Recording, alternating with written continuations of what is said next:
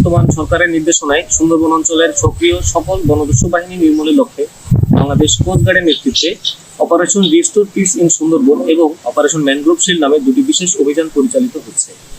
এই অভিযানের ধারাবাহিকতায় অপারেশন ম্যানগ্রোভ শিল্ডের আওতায় অভিযান পরিচালনা করে সুন্দরবনের কুখ্যাত ডাকাত জোনাব বাহিনীর 3 জন সক্রিয় সদস্যকে অস্ত্র ও গোলাবারুদ সহ আটক করা হয়।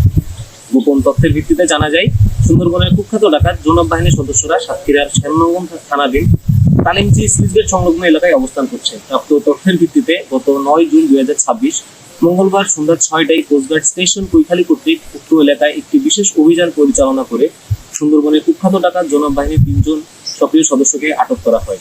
পরবর্তীতে আটককৃত ডাকাতদের তথ্যের ভিত্তিতে উক্ত দিন রাত 11টায় শ্যামনগর থানাধীন হরিণটানা খাল সংলগ্ন এলাকা হতে একটি একনলা বন্দুক ও 2 রাউন্ড তাজা কার্তুজ উদ্ধার করা হয়। আটককৃত ডাকাত আজিবর গাজী, রবিউল গাজী ও ফারুক হোসেন সকলে সাতক্ষীরা জেলার শ্যামনগর থানার বাসিন্দা। তারা দীর্ঘদিন যাবৎ সুন্দরবনের কুখ্যাত ডাকাত জোনাব বাহিনীর সাথে ডাকাতি সহ সাধারণ জেলে ও বালুতে জিম্মি করে মুক্তিপণ আদায় সহ নানাবিধ অপরাধমূলক কার্যক্রম পরিচালনা করে আসছে। উদ্ধারকৃত অস্ত্র, গোলাবারুদ ও আটককৃত ডাকাতদের পরবর্তী আইনানুগ ব্যবস্থা গ্রহণের কার্যক্রম প্রক্রিয়াধীন রয়েছে।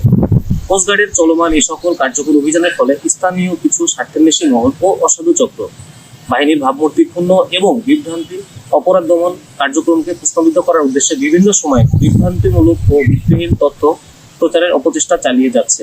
অপপ্রচারের সত্ত্বেও কোস্টগার্ডের দস্যু দমন অভিযান অব্যাহত থাকবে।